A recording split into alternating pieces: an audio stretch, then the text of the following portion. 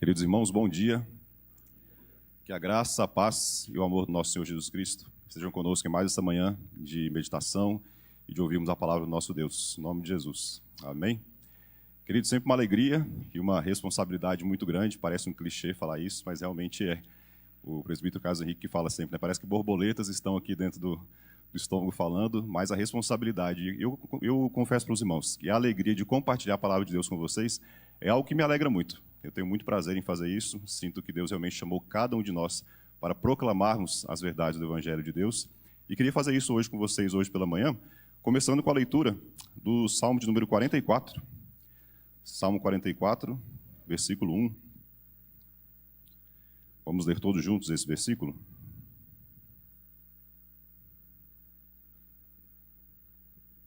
Salmo número 44, versículo 1.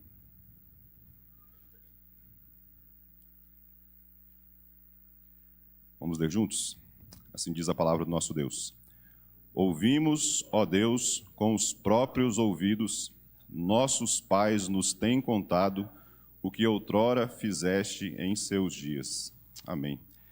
Queridos, como neste mês o nosso tema é a igreja, e estamos falando basicamente sobre a missão da igreja, o testemunho da igreja e o que é essa igreja em que servimos, esse foi o tema escolhido para esse mês de janeiro, eu queria fazer uma coisa diferente com vocês hoje pela manhã.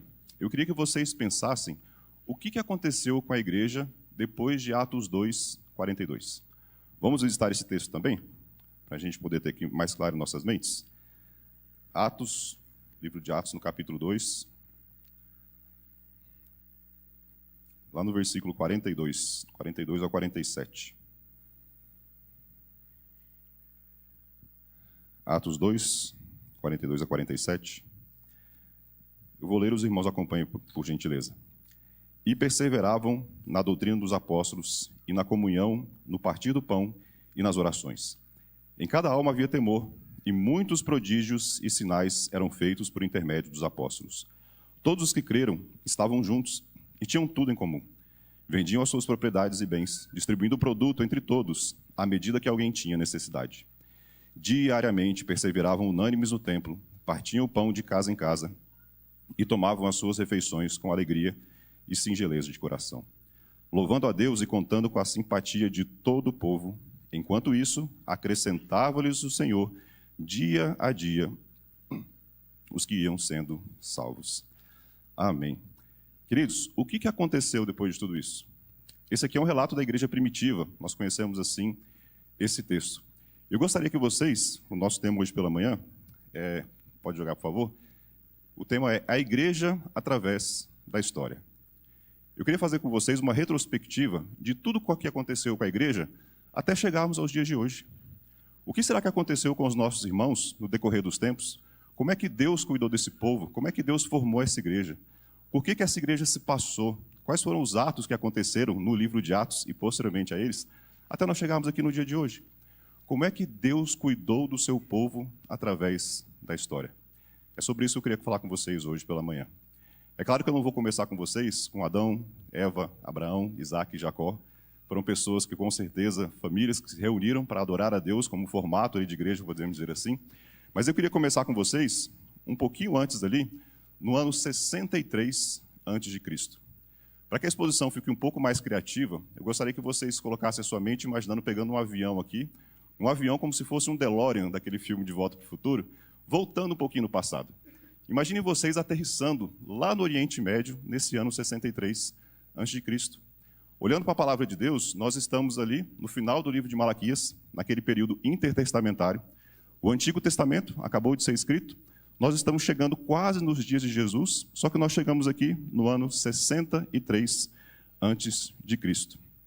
Nessa época, o povo de Israel estava ali em sua terra, só que nós começamos aqui a história dos imperadores de Roma, que naquela época já era um império muito grande, e as suas conquistas foram chegando em várias terras, até chegar na terra do povo de Israel.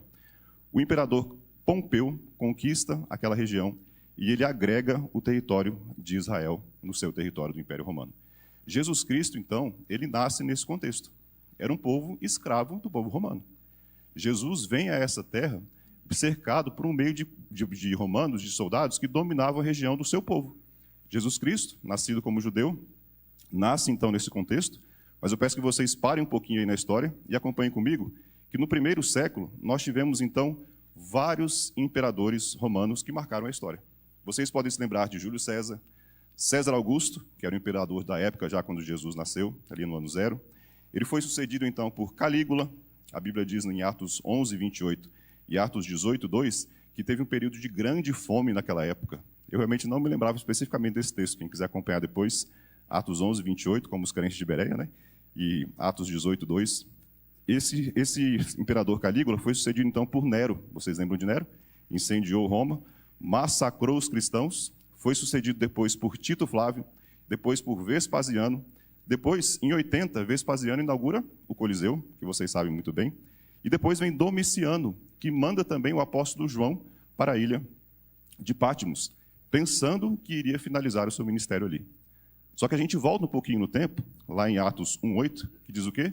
Mas recebereis poder ao descer sobre vós o Espírito Santo, e sereis minhas testemunhas em Jerusalém, na Judéia, Samaria e até aos confins dos séculos.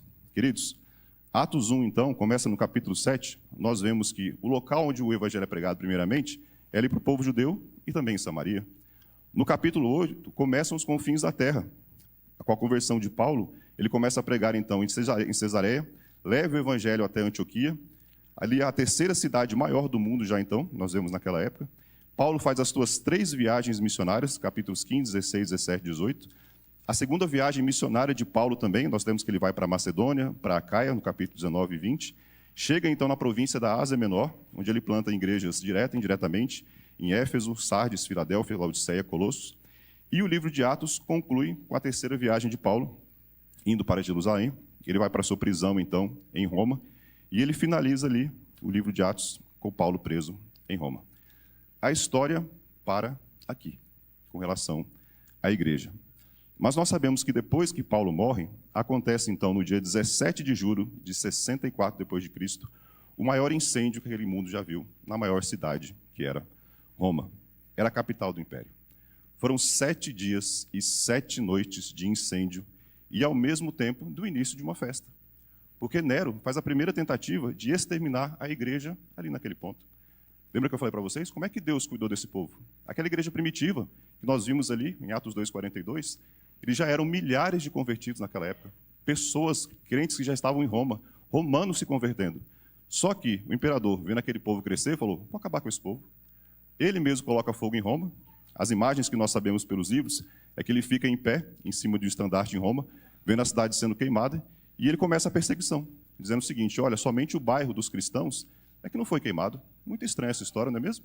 Então quem é que colocou fogo na cidade? Só pode ter sido esses cristãos. Ele manda então matar, com requinte de crueldade, todos os cristãos daquela época. A história diz, meus queridos, que ele enrolava os cristãos em peles de animais, para que os cães pudessem morder, os touros pisarem, e no final os leões vinham e devoravam os cristãos. Gente como eu e você, enrolado em pele de animal, para que o cheiro pudesse espalhar no meio dos animais e os leões pudessem comer os nossos irmãos naquela época. Avançando um pouquinho mais na história, nós chegamos na época do imperador Domiciano, que ele governa do ano de 81 até 96. Foi ele quem deportou o apóstolo João para a ilha de Patmos. E vale destacar então, meus queridos, que ele deporta o apóstolo João para aquela ilha no intuito, como nós já falamos aqui, de finalizar a voz do Evangelho. Eu vou calar a última voz do Evangelho. Ele era o último apóstolo do Senhor Jesus Cristo vivo. Ele era um dos mais novos no início do ministério. Então, nesse ano, ele já era um dos mais velhos também agora, né? Só que era o último apóstolo vivo. Só que o que Deus faz com isso, meus queridos? Ao invés de calar o Evangelho, aquele imperador estava fazendo nada mais, nada menos do que dando uma oportunidade para que João recebesse a palavra do Senhor, o livro de Apocalipse, que nós conhecemos muito bem. João, então, volta para Roma, onde ele é morto, e ele depois é sucedido, então, já no ano 165, o imperador é sucedido por Marco Aurélio, 165 depois de Cristo. Aqui começa, eu quero dar para vocês alguns nomes que foram marcantes na história da igreja também com relação ao avanço da teologia. A teologia como nós conhecemos hoje. Nesse período, um nome muito importante de Justin Martyr, ele foi martirizado. Mas quem era Justin Martyr, Heitor? Ele era um importante filósofo, ele era um apologeta cristão, nasceu em Flávia de Neápolis, é a atual cidade de Nablus, na Palestina, por volta do ano 100, mais ou menos, depois de Cristo. Ele era intelectual, resolveu estudar a filosofia e a teologia da época, e o que acontece com pessoas que vão estudar filosofia e teologia juntos? Acaba se convertendo. Ele, então, faz a conhecida como primeira apologia, onde ele argumenta favoravelmente a racionalidade e a superioridade do evangelho com relação à filosofia pagã. Ele foi também um dos primeiros teólogos a falar sobre o Logos, a palavra de Deus. Quando João começa o seu evangelho dizendo que no princípio era o verbo estava com Deus e o verbo era Deus, João também já estava chamando ali nas Escrituras aquele conceito da época, de que o Logos, a palavra, era realmente o início de tudo. E quem era essa palavra? Era Cristo. Vocês veem que a Bíblia está interligada com o nosso dia a dia? Essa é a nossa intenção aqui hoje também, mostrar para vocês que nós estamos sentados aqui hoje e que várias pessoas passaram por isso que nós estamos passando e construíram uma história para que nós pudéssemos chegar até aqui. E a palavra de Deus, meus queridos, ela não está diante da gente. Às vezes, pela forma como ela foi traduzida, nós vamos chegar nisso aqui agora de manhã, muitas vezes nós vemos a Bíblia como algo muito distante. Mas imaginem se vocês, indo lá para o Oriente Médio, tudo isso que aconteceu ali, naquela região da Ásia Maior, na Ásia Menor, na Europa, e pessoas passaram por tudo isso para que você pudesse estar aqui hoje. A palavra de Deus, então, meus queridos, depois de Marte, começa a prosperar, só que aparece um outro imperador, chamado de Décio, que ele queria o seguinte: eu não quero extinguir os cristãos, porque esse povo é muito grande. Eu quero que esses cristãos tenham uma nova mentalidade. E ele, então, pede para que os cristãos comecem a negar a fé deles e que eles voltem para adorar os deuses pagãos de Roma. Quanto mais gente adorando deuses pagãos de Roma, mais dinheiro, mais imposto entrando, mais luxo para aquela sociedade daquela época. E Diocleciano, então, no ano 303, viu que nada disso deu certo, e ele começa uma perseguição sangrenta com relação aos cristãos. Já estamos no ano 303 depois de Cristo, meus queridos. Eles viram que não conseguiram derrubar a igreja, e eles começam, então, a fazer o quê? Vamos acabar com a palavra que esse povo lê, vamos acabar com a Bíblia conhecida na época. Eles começam a queimar, então, todos os rolos e pergaminhos em praça pública. Encontravam os cristãos, matavam os cristãos, pegavam seus bens, todas as palavras que eles tinham em casa, livros, pergaminhos da época, e começavam a queimar tudo e jogar na fogueira. Pessoas eram jogadas em masmorras, eram jogadas dentro de martírios e saíam dali simplesmente para ser mortos, mais uma vez, nas festas romanas no Coliseu. E vem então o imperador Constantino, já no ano 313 depois de Cristo. E aquele evangelho, meus queridos, que estava tão massacrado, que estava tão deturpado já, ele começa a dar uma virada de chave. Quando os cristãos estão sendo perseguidos dessa forma que vocês estão imaginando nas suas cabeças, Deus levanta esse imperador no ano 313. E ele lança um decreto. Na época era chamada de Édito. Esse decreto é chamado de Édito de Milão. Pelos imperadores Constantino I, que era o imperador no Ocidente. Vocês sabem que Roma tinha vários imperadores já divididos, até 5 deles na história, para que eles pudessem tomar conta do império todo. Então, Constantino, no Ocidente, e Licínio, no Oriente, o que eles fazem? Eles garantem liberdade religiosa para os cristãos. Já que você não pode vencê-los, junte-se a eles. É isso que eles fazem nessa época. Eles, então, editam esse édito, mas você acha que eles eram bonzinhos? Agora o cristianismo está liberado. Vocês podem fazer o que vocês quiserem. Quais foram os motivos que os levaram a editar esse édito, esse decreto? Primeiro, eles queriam uma estabilidade política e social. Eles viram uma visão estratégica de Constantino, porque vários soldados começaram a se converter. Como é que eu vou ter soldado fiel a mim se ele não segue as minhas práticas? Então eu vou falar para ele, estou contigo. A minha mente, os meus princípios estão com vocês. Agora, todo mundo cristão. E ele decreta, então, o fim das perseguições religiosas. Todo mundo pode ser cristão, vamos? Todo mundo pode chegar aqui em Roma, que agora vocês todos são bem-vindos. O cristianismo agora está liberado aqui no nosso meio. É convocado, então, na cidade de Niceia, no ano 325 depois de Cristo, é a atual Iznik, lá na Turquia, o concílio de Niceia, com o objetivo de resolver um primeiro problema doutrinário, o arianismo. Ainda não é o arminianismo, tá? É o arianismo. O que aconteceu aqui, meus queridos? Esse cidadão ário, ele dizia o seguinte, ele era um presbítero lá em Alexandria, e ele ensinava que Jesus era um ser criado, só que subordinado a Deus Pai, mas não da mesma natureza divina. Vem o concílio e fala o seguinte, olha, você está totalmente errado. Pela palavra que nós temos aqui, nós entendemos que Cristo e Ele é Deus, Ele é Filho de Deus. Os dois são da mesma substância. Vejam que a teologia começa a ser desenvolvida já lá no ano 300 e pouco depois de Cristo. Os debates teológicos, isso que a gente faz hoje em dia aqui, não é nada novo. Lá no início dos nossos milênios, já se discutia isso. Então, um dos primeiros foi isso aqui, esse concílio, nessa cidade, que colocou Cristo como Deus e como única pessoa diante de Deus. E a gente vê então, meus queridos, não foi em 325 que o cristianismo foi declarado como religião oficial do Império. Ele era apenas uma religião que era liberada, todos poderiam ser cristãos. E em 380 depois de Cristo é editado então o Édito de Tessalônica. Aí sim, aí com o Édito de Tessalônica, sob o reinado do imperador Teodósio I, ele diz: hoje o cristianismo agora, além de ser liberado, ele é também oficial. Oficialmente, o Império Romano tem o cristianismo como a sua religião oficial de todo o povo. Queridos, foi bom ou foi ruim termos o cristianismo como religião oficial naquela época? Foi bom por um lado, porque os cristãos deixaram de ser perseguidos, as casas podiam ser abertas, eles podiam se reunir em praça pública, poderiam adorar a Deus de formas que eles quisessem, poderiam abrir mais igrejas, o evangelho foi pregado para mais nações naquela época, cessou-se a perseguição. Mas, por um outro lado também, isso foi muito ruim. Por quê? Essa declaração foi a porta de entrada para várias heresias dentro da igreja.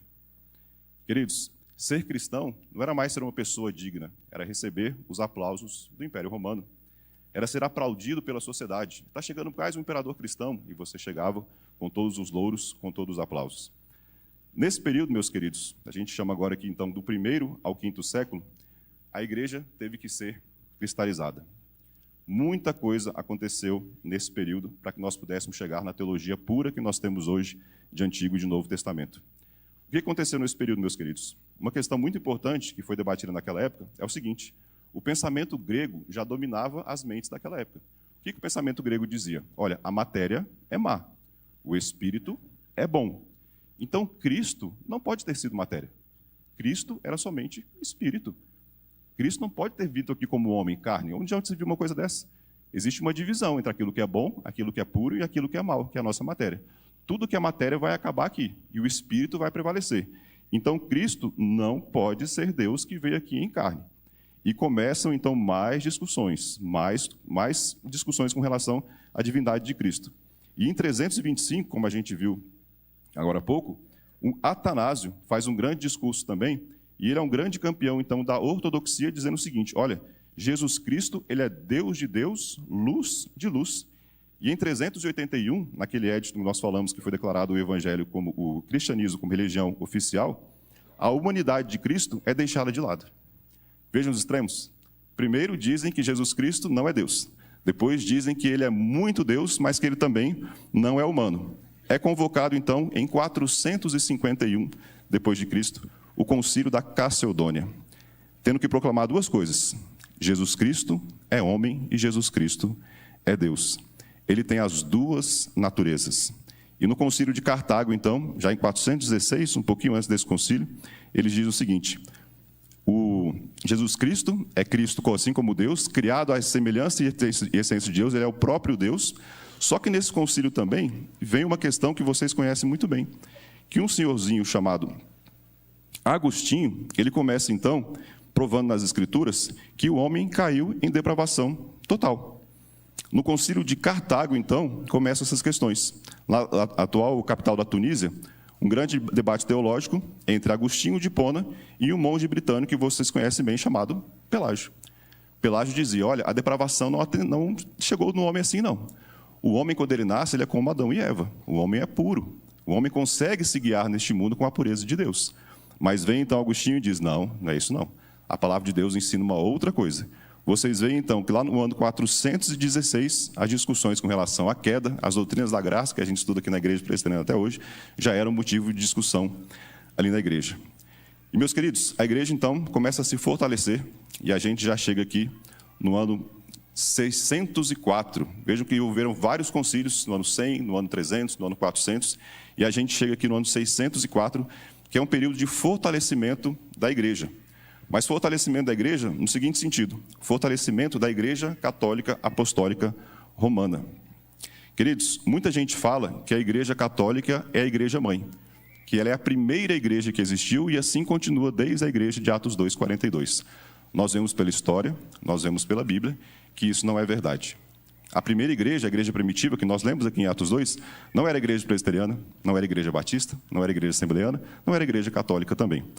Só que a igreja católica, querendo tomar para si essa ideia de igreja-mãe e de igreja principal, ela falou o seguinte: nós temos que tomar para nós o poder da religião dessa nossa época.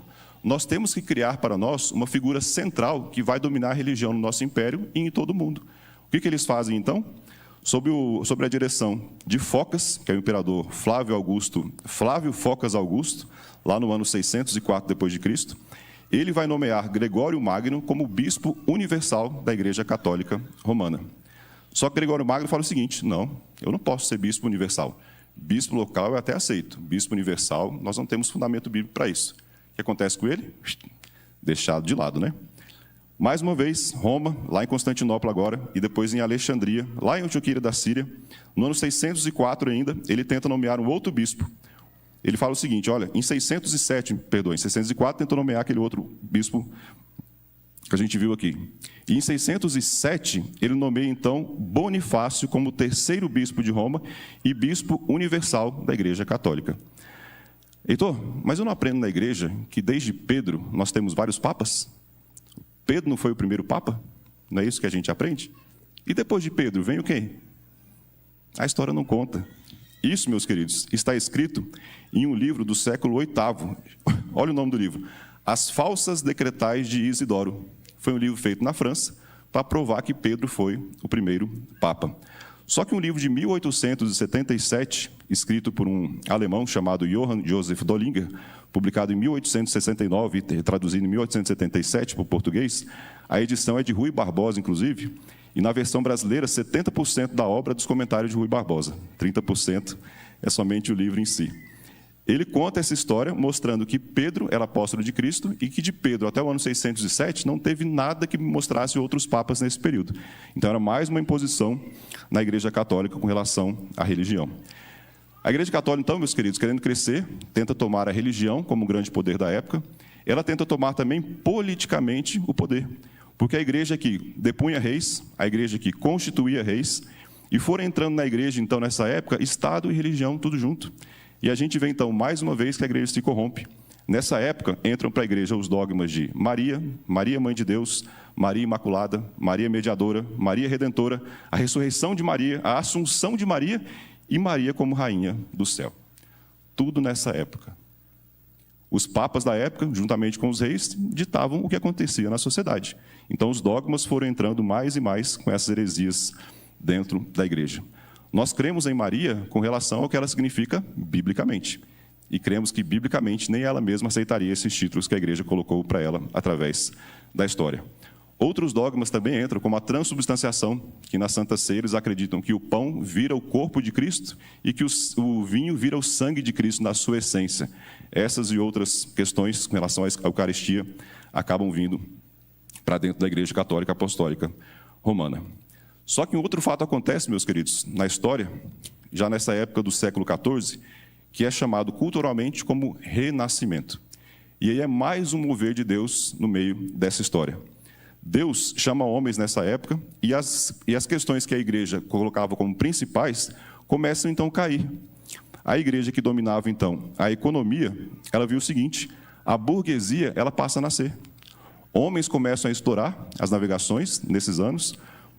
No século XIV, século XV, homens começam a sair para as Índias, para as Américas. Então, a economia que estava na mão da igreja começa a sair, porque a igreja não tinha condições de fazer essas cruzadas somente com homens católicos. As artes também, que era outra questão que estava na mão da igreja, porque pintores e escultores da época só poderiam pintar ou esculpir imagens se colocassem no viés da igreja. Vocês lembram daquelas imagens que nós temos na história das artes, que sempre tem uma pessoa atrás e como se fosse uma auréola e uma cruz? Todas as artes do início do século estavam também nas mãos da igreja.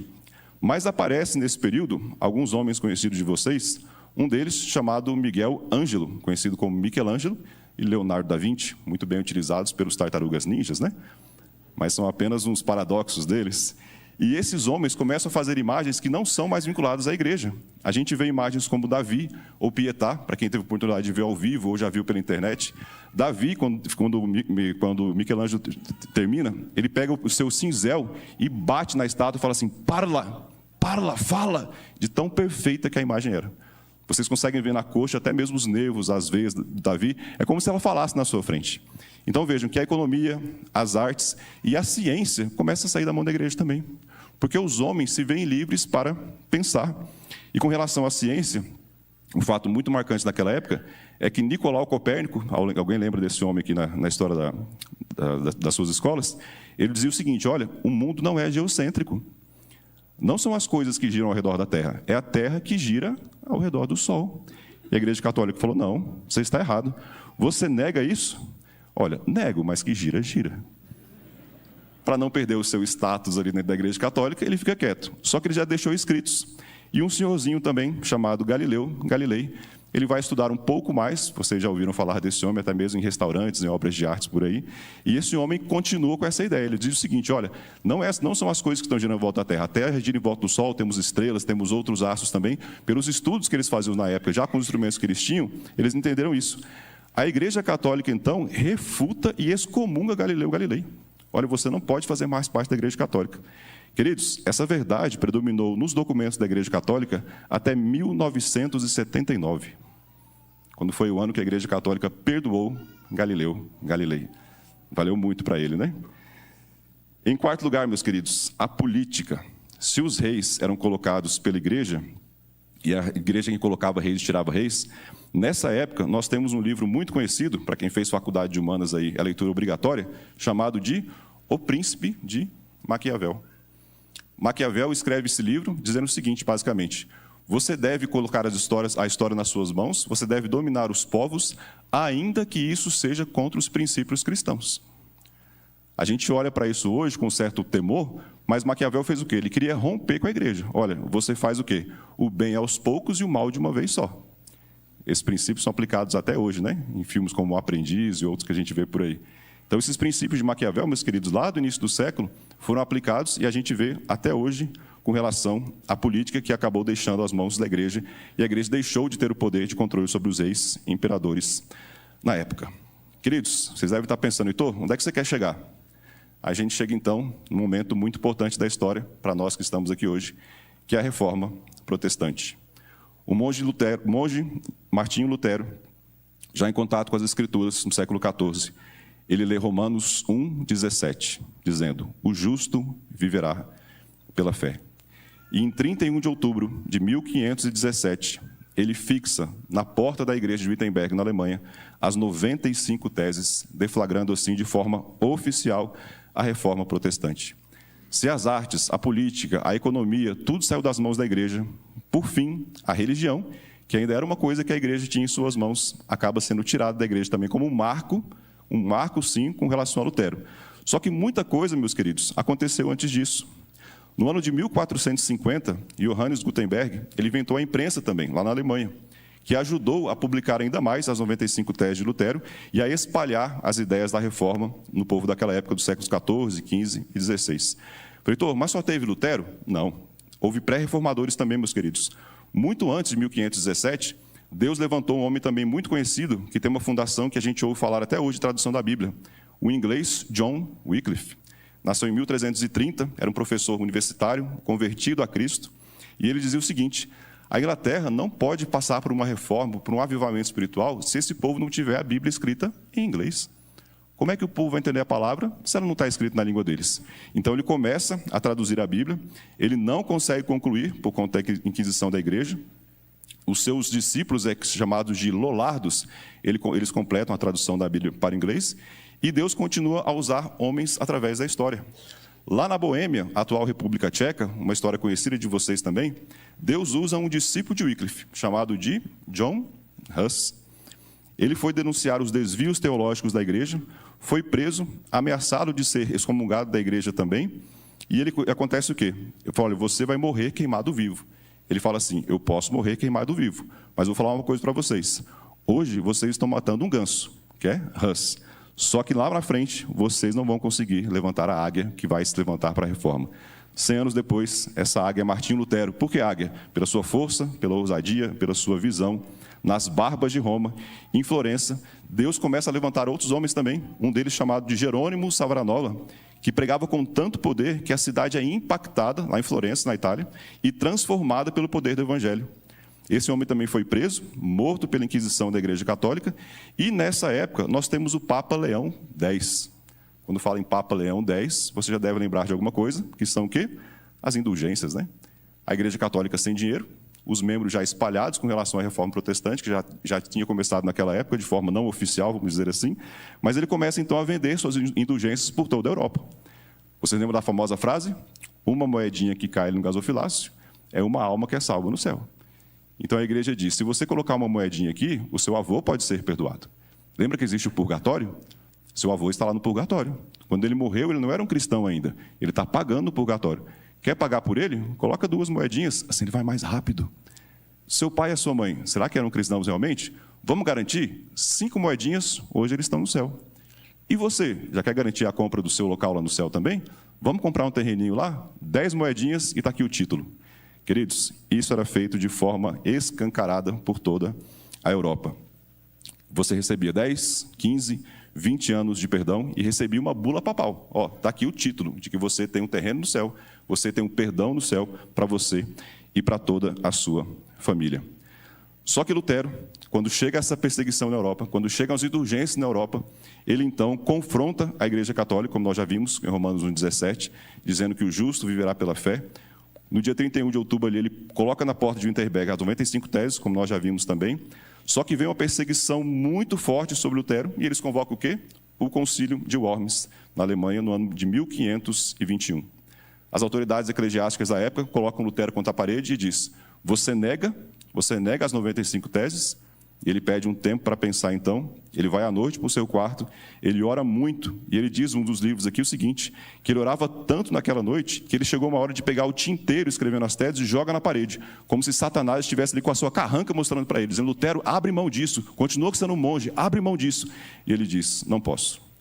No dia seguinte, ele encara as autoridades novamente, ele confessa a sua fé no Senhor Jesus Cristo, na palavra do Senhor, que é somente pela fé que o homem é salvo, e ele diz, eu não posso ir contra a minha consciência e nem contra a palavra de Deus. Não é lícito a um homem agir assim. Quando ele está saindo, então, daquela dieta, ele é raptado. Raptado não pelos seus inimigos, mas pelos seus amigos. Levado, então, para um castelo, onde Deus dá um tempo para aquele homem também fazer o quê? Traduzir a Bíblia para o alemão. A reforma já estava consolidada, meus queridos. E em 1509, em Noyon, na França, nasce mais um nome que vocês conhecem muito bem, chamado de João Calvino. Os reformadores dizem que se Lutero foi o coração da reforma, Calvino foi o cérebro. Aquele homem, aos 26 anos de idade, ele escreveu a mais importante obra da reforma e talvez a mais importante obra teológica até hoje, chamada de As Institutas de Calvino. Ele coloca ali o primeiro volume dizendo, creio em Deus Pai, o segundo, creio em Deus Filho, o terceiro, creio em Deus Espírito, e o quarto, creio na instituição da igreja. Calvino, então, está passando por um período fugindo também da Inquisição da Igreja Católica contra ele, e ele para em Genebra, na Suíça, a mesma cidade que nós conhecemos hoje. Lá tinha um pastor chamado Guilherme Farel, e esse pastor fala para Calvino, olha, eu preciso de você aqui, a cidade precisa de um teólogo para desenvolver a teologia aqui em Genebra. E ele fala, não, eu não posso ficar, minha questão é fora, eu não posso ficar aqui, eu tenho chamado para as nações. E o que Farel faz então? Ele fala assim, então tá bom, você não vai ficar. Só que eu vou fazer uma oração com o seguinte, Deus amaldiçoe a sua vida e que não dê mais nada certo no seu ministério se você não ficar aqui comigo. Tá bom, eu fico, tranquilamente, pode deixar, eu fico aqui. Queridos, Calvino então é o primeiro teólogo em Genebra, e a história diz que ele pregava por mais de 1 hora sem qualquer esboço. Ele não precisava de um iPad cheio de anotações aqui, como eu estou com vocês hoje. Quem dera eu tivesse uma mente de 1% que Calvino tinha. Só que Calvino, pregando sobre o Antigo e sobre o Novo Testamento também, ele incomoda demais a sociedade em Genebra, na Suíça. Ele prega de forma tão poderosa, meus queridos, que as pessoas começavam a sair de dentro da igreja porque não conseguiam ouvir as palavras. Imaginem, uma sociedade que ouvia somente a Igreja Católica, talvez em latim, um pouquinho já de alemão e francês naquela época, vem Calvino e expõe as Escrituras de uma forma clara, confrontando o povo, colocando o povo na parede. E a sociedade, então, faz o quê? Calvino, a gente não aguenta você aqui mais, não. Pode ir embora. A gente não quer você mais aqui, não. A sua palavra é muito pesada. Quando o pastor sai da igreja, o que acontece, né, pastor? Tudo degringola, né? A igreja fica sem pastor, as ovelhas começam a se dispersar, a cidade de Genebra começa a passar por uma crise muito forte. E o que as autoridades da época fazem? Calvino, volta para nós. Você pode voltar, Calvino? Ele falou, eu volto, mas só o seguinte, eu tenho tais exigências. Calvino volta, então, ele volta ali em 1541, ele chega no púlpito, onde ele acabou de pregar, ele abre as Escrituras e pergunta para os membros da igreja: onde foi que eu parei da última vez? E ele continua a expor as Escrituras daquela forma, do mesmo local, do mesmo versículo onde ele tinha parado. Queridos, Calvino, então, não é somente um pastor local. Ele cria como se fosse um seminário, um local de educação cristã. Ele começa a preparar obreiros e missionários que são enviados para o mundo. E, pasmem vocês, em 1555, o almirante francês Nicolas Durand de Villeneuve, ele estabelece na França Antártica, conhecida hoje como Baía de Guanabara ou Rio de Janeiro, o seu governador. Ele era o governador na época. E ele escreve para Calvino: olha, você tem bons homens aí, manda alguns homens para cá para a gente desenvolver uma teologia pura aqui na Nova França, no Rio de Janeiro, no estado da Guanabara. Calvino, então, manda 14 missionários huguenotes, que são protestantes franceses calvinistas, com a missão de fortalecer a colônia do Brasil com relação à parte teológica evangélica missionária. Inicialmente, eles são muito bem recebidos no Rio de Janeiro, já com aquele esquema do Brasil, um clima muito gostoso e agradável. Só que, por pregarem a palavra de forma clara também, como Calvino fazia, o governador não aguenta a palavra daqueles homens. O que ele faz com eles? Ele martira e mata aqueles homens, no chamado, conhecido, o massacre da Baía de Guanabara. Só que antes de morrer, 3 deles, quando foram mortos, escreveram a Confissão de Fé da Guanabara, que foi o primeiro documento com relação à reforma protestante e teologia reformada escrito no Brasil. Esse episódio, meus queridos, é visto como o primeiro mártir da história do nosso Brasilzão aqui, com relação à Baía de Guanabara, e foi esse martírio dos huguenotes, ocorrido então em 1557, por conta de um governador do estado do Rio de Janeiro. A história não muda muito, né, meus queridos? Fica aí a ironia para vocês também um pouquinho. E continuando, meus irmãos, outros homens são usados por Deus, como John Knox, Zwinglio, Rubeza, vários reformadores usados por Deus, que acabam juntando, com relação aos sermões da época, os 5 solas que a gente conhece hoje, né? A sola Escritura, a sola Fé, a sola Graça, a sola Cristo, soli Deo Glória, esse extrato da reforma protestante do século XVI. Só que, onde é que está a Igreja Católica em tudo isso? A igreja não vai ficar quieta. O que a igreja faz? A gente vê até nos nossos livros de história, né? Nós temos, então, o Concílio de Trento. Vê se ele vai aparecer ali. Em 1545, conhecido também como a Contra-Reforma. O que a Igreja Católica faz nessa época? Nós já tínhamos escrito, meus queridos, o Antigo e o Novo Testamento. Vem a Igreja Católica e adiciona os chamados livros apócrifos, como nós conhecemos hoje. No ano 100 depois de Cristo, nós já tínhamos fechado o cânon da Bíblia, com relação ao Antigo Testamento. Mais ou menos no ano 419 depois de Cristo, lá naquele concílio de Cartago que nós mencionamos, nós já temos então o cânon do Novo Testamento. E o concílio de Trento, de 1545 a 1563, a Igreja Católica coloca esses livros que não têm as marcas da inspiração. Para vocês terem uma ideia, em um desses livros que a Igreja colocou, o livro de Macabeus, vocês podem conferir depois, ele encerra o livro dele dizendo o seguinte: olha, eu peço desculpas se alguma coisa não está certa aqui nesse meu relato, mas foi assim que eu entendi. Nenhum livro que a gente conhece hoje na nossa Bíblia termina desse jeito, né? Então a gente vê que a Igreja Católica não ficou quieta, ela tentou chamar várias pessoas para parar esse movimento da reforma, e outras pessoas tentaram parar os cristãos, meus queridos, nessa época também. Eu parei de falar um pouquinho sobre o martírio dos cristãos, né? Só que em 1559, lá na França, a Catarina de Médici promoveu um dos crimes mais bárbaros da história também contra os cristãos, conhecida como a noite mais sangrenta, sob os aplausos do Papa e do rei Filipe II da Espanha, que era genro de Catarina, um banho de sangue contra os cristãos, que há muito tempo já não acontecia, tentando parar a reforma. 15 milhões de pessoas morreram pelos jesuítas, já naquela época também. E um Papa, de 1618, dizia o seguinte: nós temos que acabar com esses cristãos, ou eles vão espalhar ainda mais a mensagem do nosso Deus. Queridos, o que acontece na Inglaterra? Saímos um pouquinho da França, viagem comigo para a Inglaterra nesse fato histórico também muito importante para nós. 1534. Henrique VIII, ele quer romper com a Igreja Católica. Por quê? Henrique VIII era casado com Catarina de Aragão. Só que ele queria casar com outra mulher. Queria casar com a famosa Ana Bolena. Quem assistiu filmes e séries sobre os Tudors, né? Sobre a família inglesa naquela época. Por quê? Henrique teve um dos anos de mais paz com relação à igreja, na verdade, com relação ao domínio da Inglaterra naquela época. Ele não teve muita guerra naquela época. Então ele queria o quê? Ele queria um filho homem. Só que a esposa dele não conseguia dar um filho homem para ele. Ele falou assim: olha, é o seguinte, Catarina de Aragão era mulher do meu irmão, porque eu segui o livro de Levítico e casei com a mulher do meu irmão, assim como Deus mandou. E ele falou para o Papa lá, falou: olha, meu casamento tem que ser anulado. Esse casamento não valeu de nada. Então faz o seguinte, anula o meu casamento, eu vou casar com a outra senhora agora, com a Ana Bolena, ela vai me dar um filho homem. O que o Papa fala? Não tem divórcio na igreja. Pelo menos eles estavam certos, né? O que Henrique faz? Ah, é? Não tem divórcio na igreja, não? Então tá bom, vou criar a minha própria igreja. E ele cria a igreja anglicana. Mais uma vez, chefe da igreja, chefe do Estado. Da união de Henrique com Ana Bolena, nasce, enfim, mais uma mulher, Maria Tudor, a sanguinária. Vocês vão saber por quê um pouquinho mais para frente. Henrique não consegue ter um filho homem, ele casa por 6 vezes, só que lá pela 3ª ou 4ª vez que ele estava casado, tentando mais um homem ali, nasce um rapazinho, chamado de Eduardo VI. Esse menino, com 10 anos, porque morreram todos da linhagem de Henrique, ele passa a ser rei ali na Inglaterra. Esse menino tem condições de governar? Tem condições? Não tem.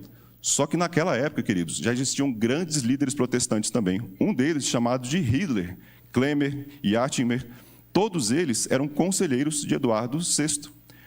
Vocês se lembram do rei de Judá que começou a reinar mais cedo? Quem foi? Quem foi o rei? O rei Josias. Com 7 anos de idade, ele começou a reinar. Quem era o líder espiritual de Josias? Joiada. Só que quando Joiada morreu, o povo degringolou de novo, o rei não conseguiu continuar o seu reinado.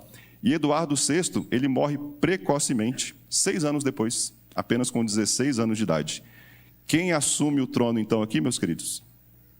Maria, cai no colo dela. Maria Tudor, Maria Sanguinária. Ela manda para a estaca, então, e para serem queimados em praça pública, os 3 líderes, os conselheiros de Eduardo: Ridley, Latimer e Klemer. Mais uma perseguição sangrenta, meus queridos, com relação aos crentes daquela época. E Maria foi usada por Deus aqui, então, para mandar homens para Genebra, para a Holanda, porque os cristãos não ficavam mais na Inglaterra. Ela foi usada como agente missionária de Deus para que o evangelho fosse proclamado ainda mais na Europa naquela época.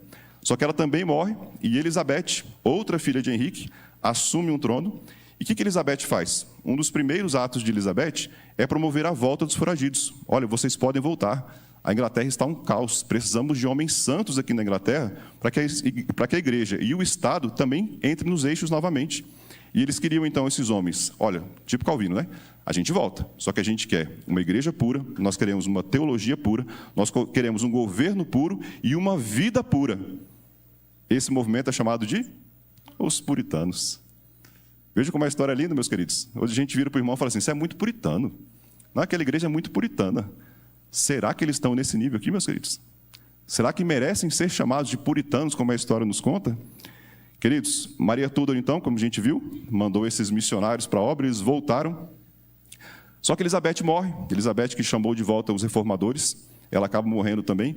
E Carlos I, em 1625, ele assume o governo da Inglaterra. E ele coloca uma campanha de seu governo. Ele quer colocar o anglicanismo como religião oficial em todo o Reino Unido. Só que a Escócia já estava, naquela época, sendo dominada também pela reforma protestante. E fala: não, meus irmãos, John Knox está aqui conosco. John Knox foi um homem que foi preso 19 meses nas galés, nos navios franceses, escapando de Genebra. Era um discípulo de Calvino também. Ele vai para a Escócia e John Knox, nessa época de Carlos I, já institui uma religião muito conhecida de vocês, baseada nos governos bíblicos, a religião chamada de presbiteriana.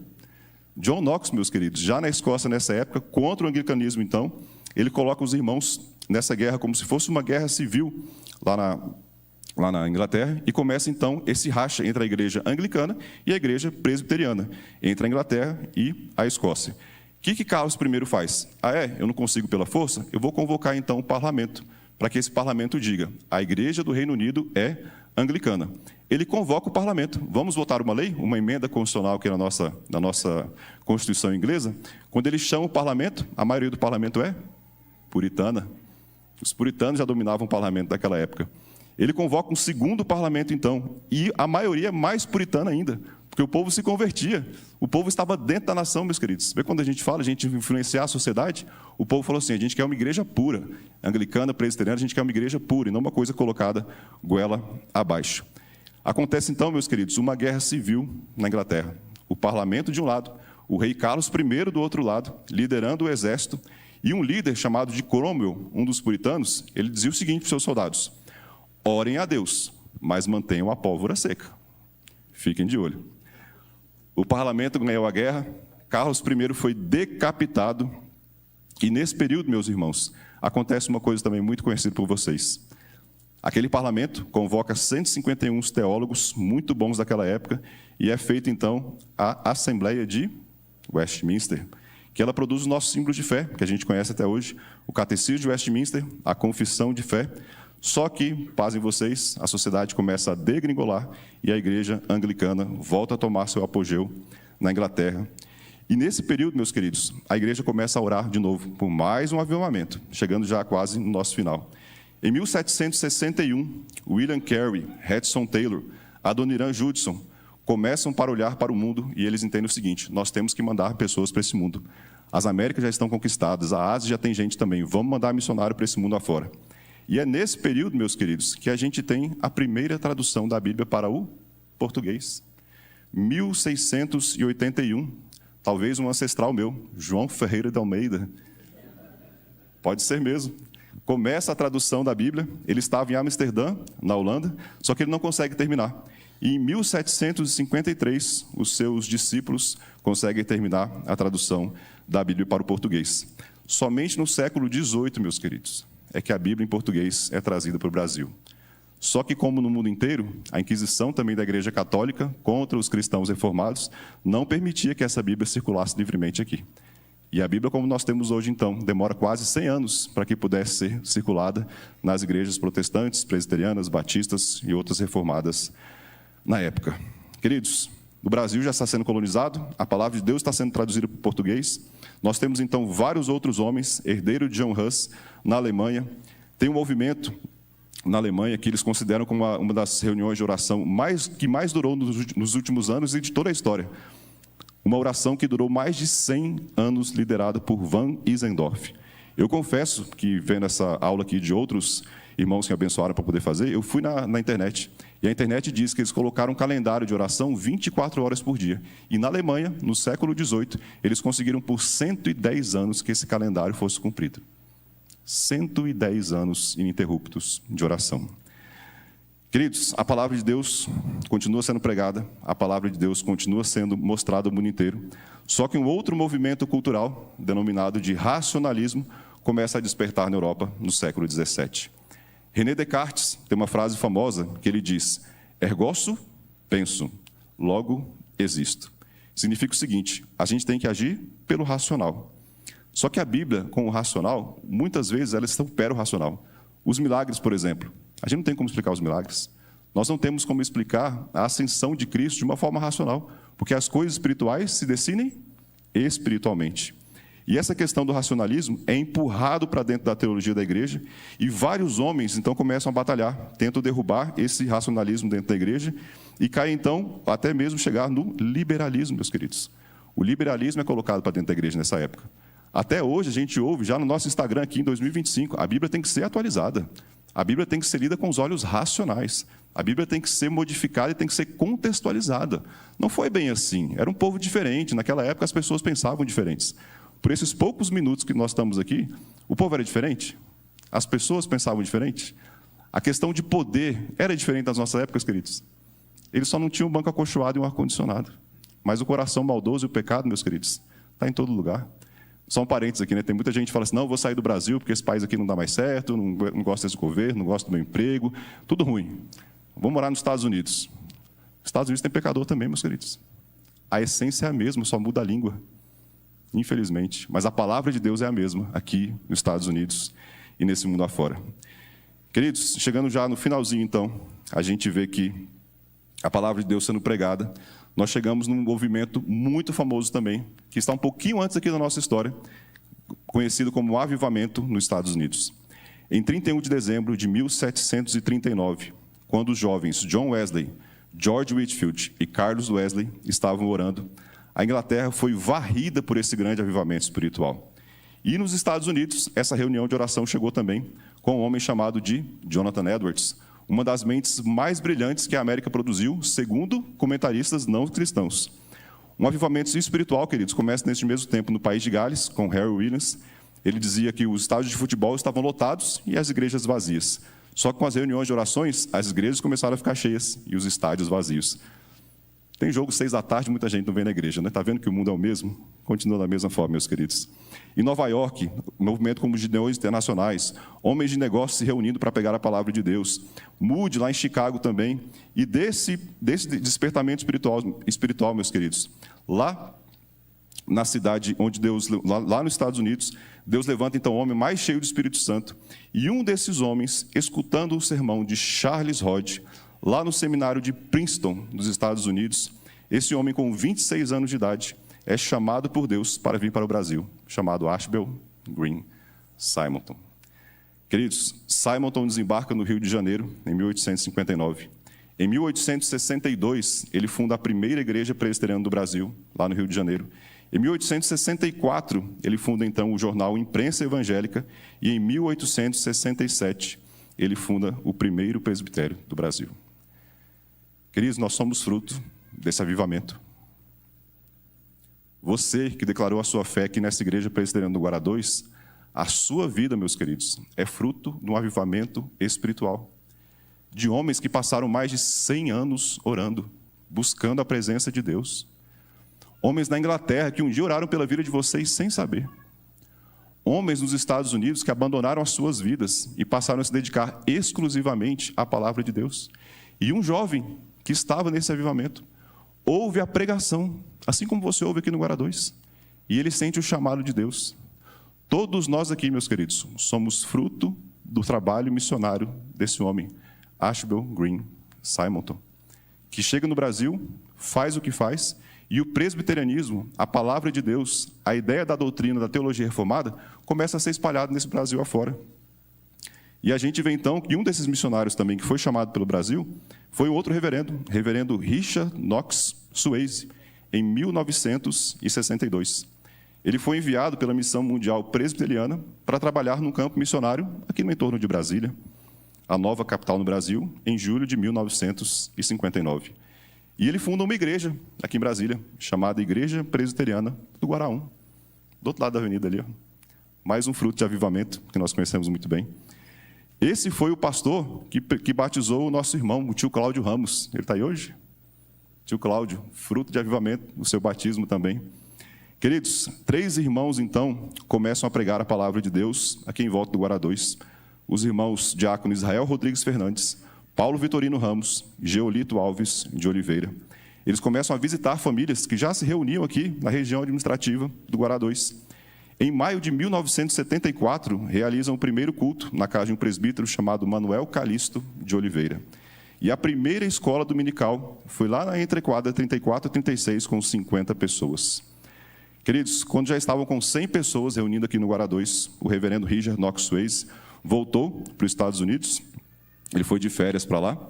Na volta, eles construíram o templo da Igreja Presbiteriana do Guará 1. Ele volta das férias, juntamente com o presbitério, e eles olham para um terreno, lá na entrequadra 30-32, e eles compram esse terreno, onde hoje nós estamos aqui, sentados, ouvindo a palavra do nosso Deus. Em 15 de agosto de 1976, esse missionário americano, juntamente com outros irmãos, inauguram o barracão de madeira, que muitos de vocês tiveram o privilégio de participar, aqui juntamente nessa igreja. E em 1977, o reverendo Pedro Rodrigues assume o trabalho da congregação e começa uma campanha para levantar recursos para construir o templo. E em 30 de outubro de 1977, a pedra fundamental é colocada aqui no terreno da Igreja Presbiteriana de Guará 2. Em 77 também é organizada a SAF, a UMP a SAF, a UMP e a UPH. 200 pessoas já estavam reunindo aqui no Guará 2 e eles tinham um versículo tema. Atos 5:42. E todos os dias no templo e de casa em casa não cessavam de ensinar e pregar a Jesus Cristo. Por que esse versículo, meus queridos? Porque eles iam de casa em casa, no Guará 2, pregando a palavra de Deus. O lema da Igreja Presbiteriana do Guará 2 naquela época era evangelizar para construir. Com os dízimos e as ofertas, o reverendo Pedro ajudou a levantar a construção do primeiro templo, de forma lenta, porém gradual. E em 12 de agosto de 1979, o primeiro templo da Igreja Presbiteriana do Guará 2 é construído aqui, nesse local onde estamos hoje. Queridos, 165 anos depois que Simon chegou no Brasil, quase 508 anos depois que Lutero pregou as 95 teses na igreja do Wittenberg, você está aqui hoje, ouvindo a palavra de Deus, no formato de Atos 5:42, porque um dia você foi alcançado como fruto dessa história da igreja perseguida, mas triunfante que Deus levantou, e chegou até este domingo, 26 de janeiro de 2025 aqui. Queridos, parafraseando a palavra de Deus, que diz que a gente não pode amar um irmão se a gente não conhece, a gente também não pode amar a nossa história se a gente não conhece a nossa história. Como foi o primeiro versículo que nós lemos do Salmo 44:1, que nós ouvimos Deus fazer e falar através dos nossos pais. Se você tem seus pais aqui, gerações, como o pastor Neff tem aqui já a 4ª geração, se você chegou hoje a um novo membro, se só você é membro dessa família, não importa. Você é membro de uma família muito maior. Você é membro de uma igreja universal, de uma igreja que é infinitamente maior do que qualquer igreja presbiteriana, batista, evangélica nesse mundo. Você é membro da igreja de Cristo, meus queridos. Essa igreja foi comprada por sangue de muitos irmãos, pelo sacrifício de muitos irmãos, mas principalmente pelo sangue de Jesus, que morreu naquela cruz por você, mas que não ficou morto, que ressuscitou, meus queridos. E é somente através dessa fé, de homens que tiveram a mesma fé que vocês, que pregaram o Evangelho aqui no Guará 2, e que você chegou aqui hoje com certeza porque alguém te contou do Evangelho, porque nós somos dependentes. É por essa fé que você vai participar de uma igreja muito maior na eternidade. Porque essa história não para ali em Atos 2, não para no final do livro de Apocalipse. Essa história não termina hoje, em 26 de janeiro, só Deus sabe se não. Mas ela vai continuar na eternidade, onde todos nós estaremos reunidos nas bodas do Cordeiro, meus queridos. Na principal festa que vai continuar essa história para toda a eternidade, na presença do Pai. Amém? Vamos orar.